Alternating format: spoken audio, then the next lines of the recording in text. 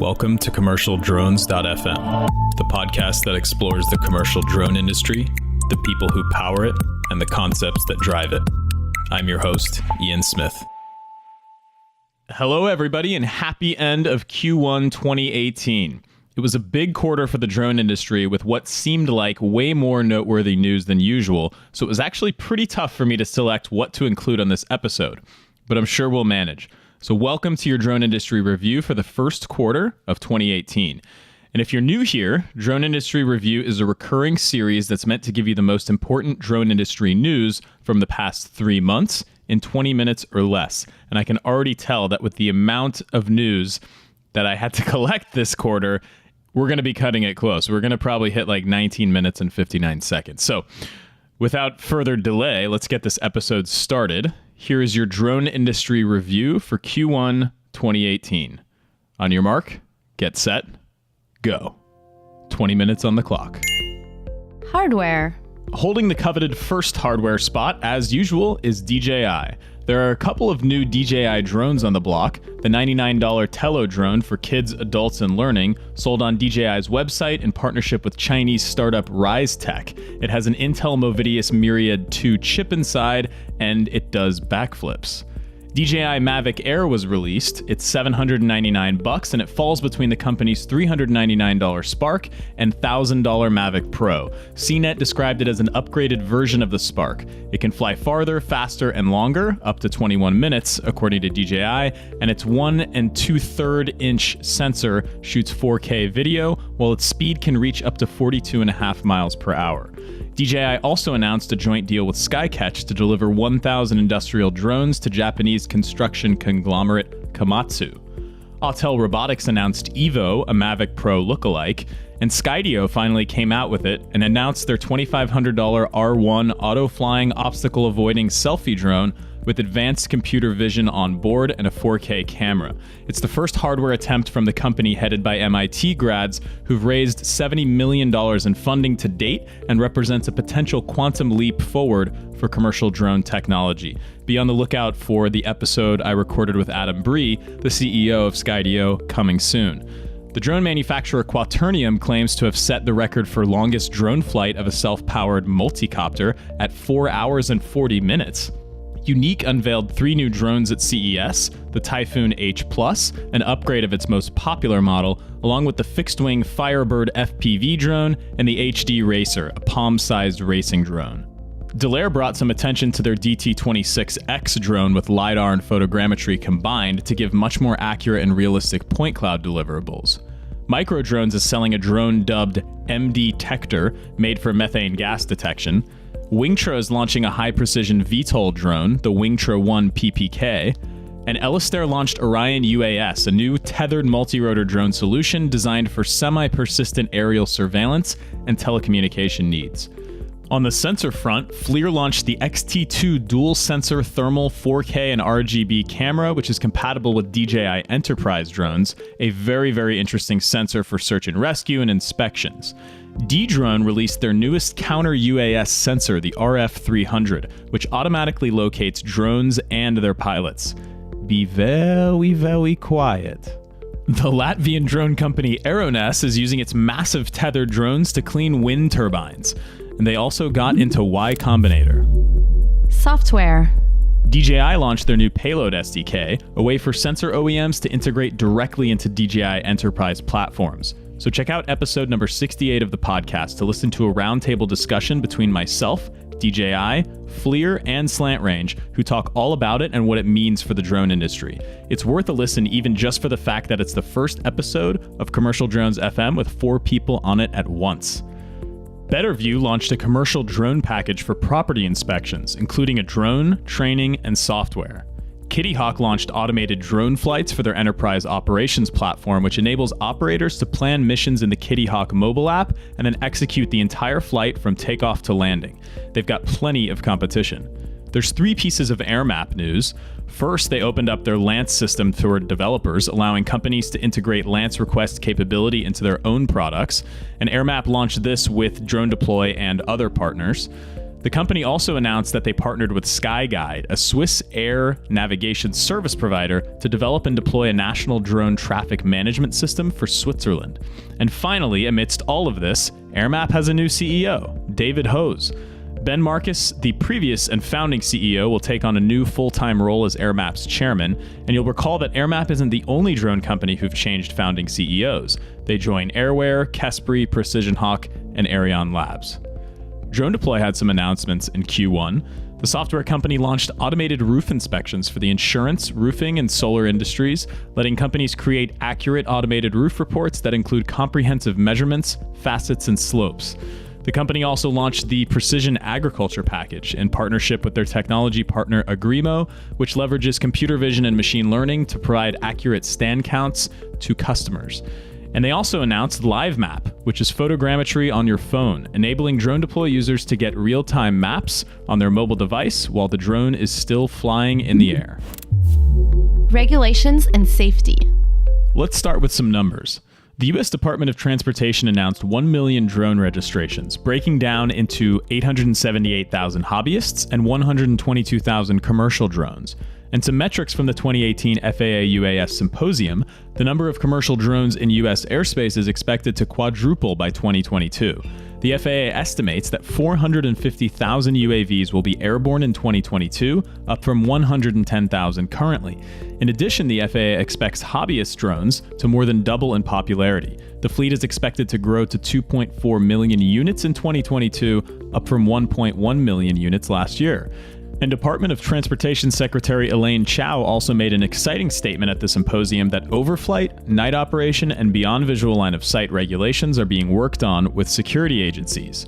Some international news: a U.S. citizen was detained at an airport in Bangladesh after failing to declare his drone. Customs Intelligence Chief Moinul Khan said the man violated an import control law by bringing the drone into the country without proper clearance. Reports did not say how long he would be detained. Kenya has lifted a blanket ban on commercial and recreational drones, so users will now have to operate their drones within new rules set by the Civil Aviation Authority of the country. And farewell Deputy Administrator of the FAA Michael Huerta, who has stepped down. There is currently no replacement for Huerta in visual line of sight. And how about that Lance program? Beginning in April, Lance will expand to nearly 300 air traffic control facilities across approximately 500 airports in the United States. And what's the skinny with the dip? The Drone Integration Pilot Program, or UAS Integration Pilot Program.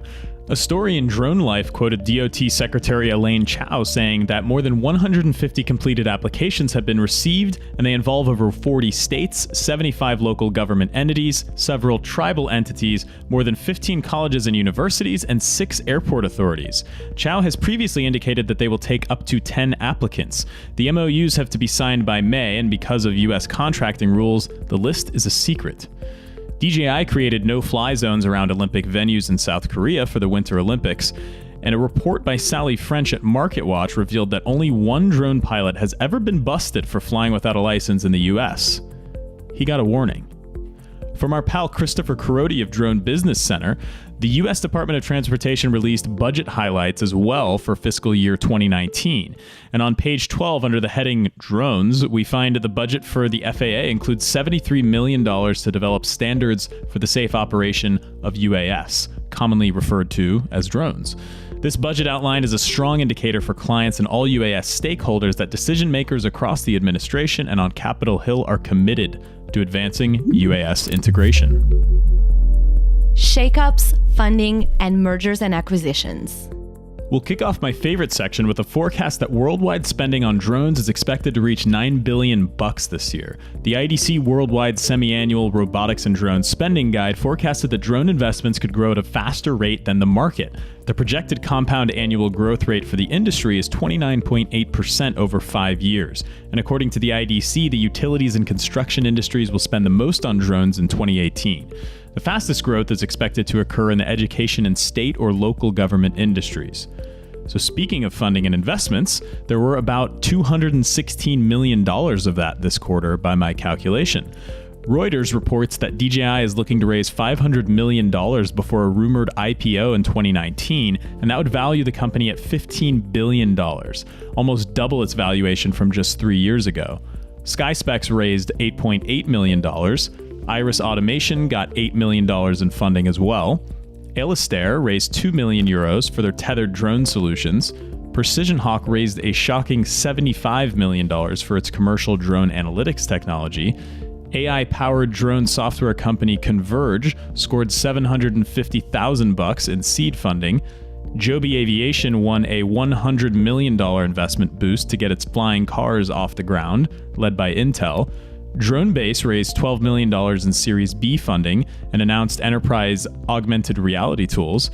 Podcast sponsor Devron UAS completed a $2.8 million private placement. And the startup EdgyBees, which specializes in augmented reality for drones, raised $5.5 million to expand its operations. In acquisitions, rail inspection firm American Rail Engineers acquired drone service company MediaWing, and Precision Hawk acquired Droners and AirVid to create their own network of licensed drone pilots. For partnerships, Microdrones and Trimble partnered for seamless integration of Trimble Business Center software.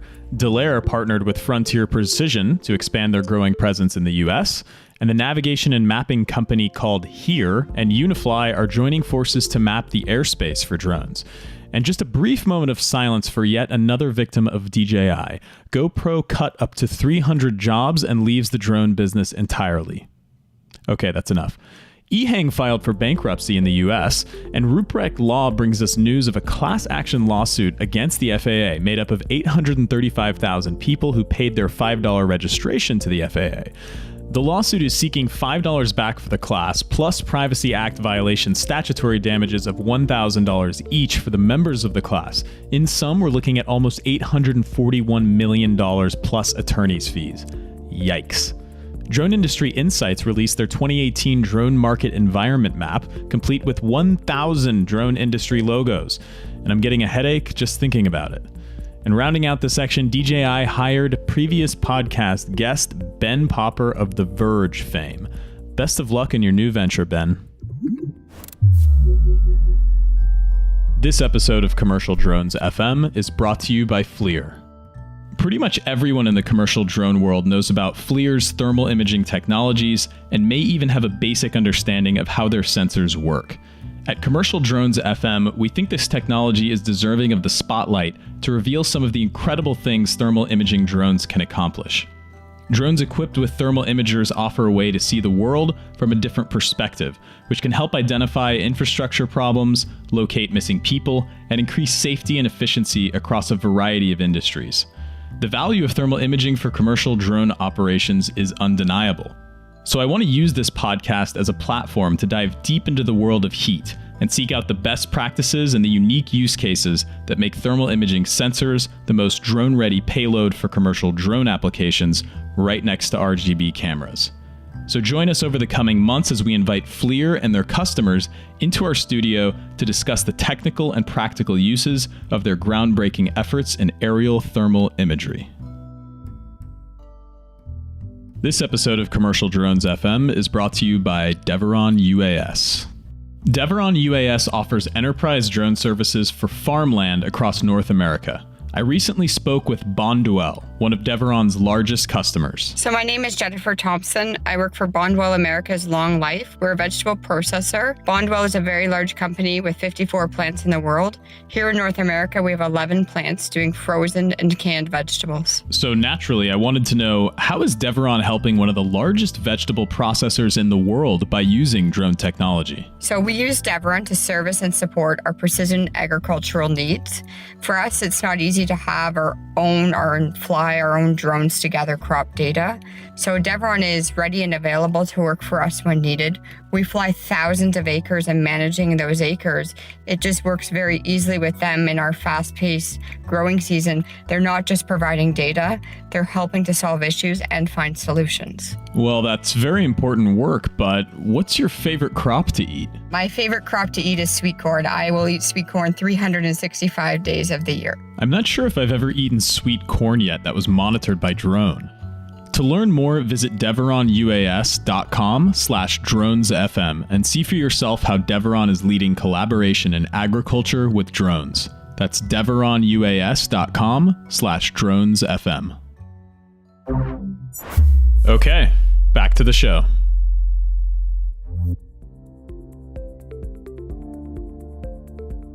Delivery drones. Tons of delivery drone news this quarter, literally the most ever. U.S. Deputy Attorney General Rod Rosenstein says drones dropping contraband to prisons is becoming an increasing threat. Drones can be used for bad, too. Amazon gobbled up 3 delivery drone patents this quarter, surprising nobody, again. The first is a system that would allow delivery drones to land on trucks for power and charging. The second is a patent for cushioning packages with inflatable airbags. According to this one, the drone could inflate the package using a gas canister or the downdraft from the aircraft's propellers, dropping the package from up to 25 feet above. And the third and final patent allows humans to direct the landing of drone-delivered packages. The drone would be able to recognize human gestures, including arm waving, and whether the person is inviting the drone to drop the package or if it needs to land somewhere else. And good news for Amazon and other drone delivery companies. According to a study published this week, using small drones instead of trucks to deliver goods could curb energy consumption and greenhouse gases. China has officially approved drone-based package delivery, and I wonder how this makes Trump feel. In a show of actual real-world usage, Zipline's drones have delivered more than 5,500 units of blood to remote areas in Rwanda during the past year. And speaking of blood, drones could one day deliver blood samples in Palo Alto, California via drone company Matternet. This is a good one. A California couple is accused of using a drone to deliver drugs to customers in a church parking lot. After the drugs were delivered, the customers would allegedly drive by the couple's home and toss their payments onto their lawn. Riverside police arrested Benjamin Baldesser, 39, and Ashley Carroll, 31, who now face felony drug charges and felony child endangerment, because a 9-year-old girl was also found living inside their home, which police say had a large stash of illegal narcotics in it. I'm just not impressed. There are way more efficient ways to do this. So, anyways, a bit of drone delivery backlash. The Teamsters Trucking Union wants UPS to use drivers instead of drones to deliver packages, the Wall Street Journal reported. The union wants the package delivery company to not replace its drivers with quadcopters or self-driving trucks. Proposed legislation in Arizona would allow autonomous rolling delivery drones on sidewalks. These delivery drones don't fly overhead and instead operate on the ground, with the capability to deliver smaller-sized packages and goods between short distances to customers. Airbus successfully demonstrated drone package deliveries using its Skyways drone. The demonstration took place on the campus of the National University of Singapore. Alphabet's Project Wing has made 600 commercial deliveries already in Royala, Australia, and they're expanding even more. Walmart has applied for patents involving drone technology in farming. In one patent, the retailer describes using drone pollinators that would collect pollen from plants and deposit it on other plants. And rounding out the section, drones delivered more than 700 free pizzas to people in LA, San Francisco, and New York, part of a promotion for the season premiere of Silicon Valley on HBO. No doubt this was in a super controlled environment. Flying cars / eVTOL aircraft. Bell Helicopter offered a sneak peek of its first electric flying taxi at CES, claiming to be the first helicopter company present at the show. Volocopter also showed off their eVTOL kit in conjunction with Intel at CES, and Airbus's autonomous air taxi Vahana completed its first test flight in the Pacific Northwest. And Kitty Hawk, the Larry Page of Google-owned company, announced Quora, an all-electric, fully autonomous 2-seater electric VTOL aircraft with an up to 60-mile range. It'll be operating out of New Zealand initially due to some agreements that the company was able to make with the country. The aircraft, Quora, is simply beautiful. Entertainment drones. Intel dominates this category, so we'll kick it off with them. During CES, Intel put on a light show at the Bellagio Fountain in Vegas featuring 250 shooting star drones. The company then, quote, took entertainment to new heights with a spectacular drone performance during the opening ceremony of the 2018 Winter Olympics, with a 1,218 drone light show, a new Guinness World Record for simultaneous drone flight. And then they announced the Intel Shooting Star Mini, which is designed for indoor light shows. And using these new drones, Intel set another new Guinness World Record for the most drones flown simultaneously indoors by a single pilot. Cool. As part of a 2-day promotion in India, this is good, KFC packaged its new smoky grilled wings in a box that comes with detachable drone parts. An online user manual shows how to assemble and work the Bluetooth-connected drone, dubbed KFO for Kentucky Flying Object. People can connect and fly the drone through a special KFO app. and drones carried Dolce & Gabbana handbags down the runway during the Milan Fashion Week show earlier this quarter. And I feel like we're just kind of coming full circle here with the gimmicky drone uses of years past, but we'll just keep going. Public safety and search and rescue. Sales of safety and security drones are expected to nearly double through 2019, according to a study by Ohio-based Freedonia Group.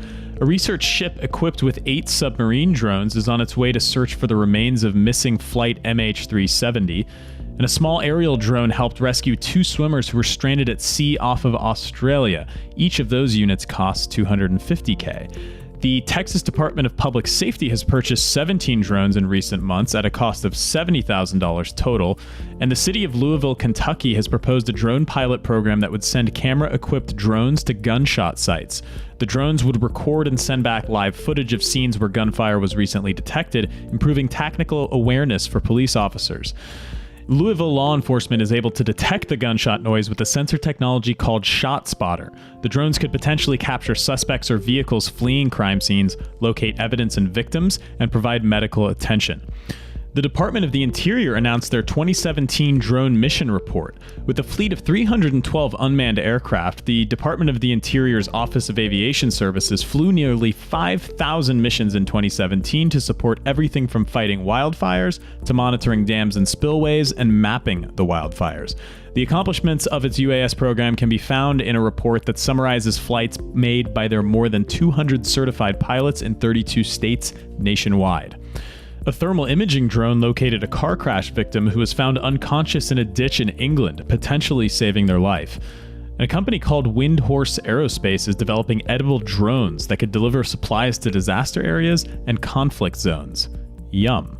A drone that caught fire upon landing started a 300-acre wildfire in Arizona, according to the U.S. Forest Service. On March 6th, the personal drone landed on a dry patch of grass and ignited in the Coconino National Forest in northern Arizona.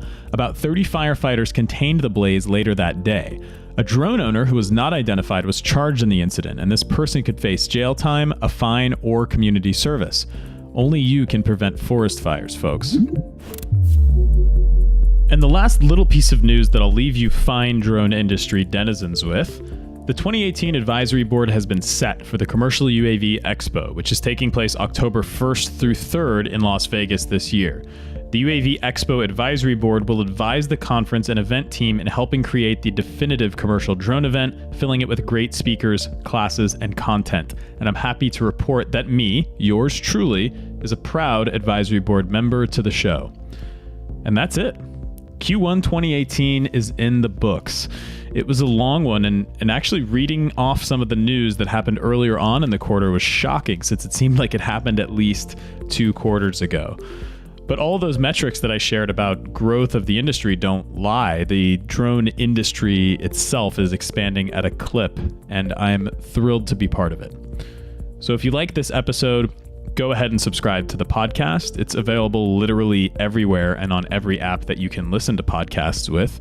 And if you really, really liked it, check out patreon.com/dronespodcast to see what a $1 per month donation to the podcast gets you. And thank you so much for listening. Be sure to stay tuned for the next episode, which will be featuring Skydio's CEO, Adam Bree. It's a great episode, super, super interesting. One of my favorites that I've recorded in the past few months. But now's the time that we cut off the mic. So until next time, keep your ears open, fly safe. Cheers.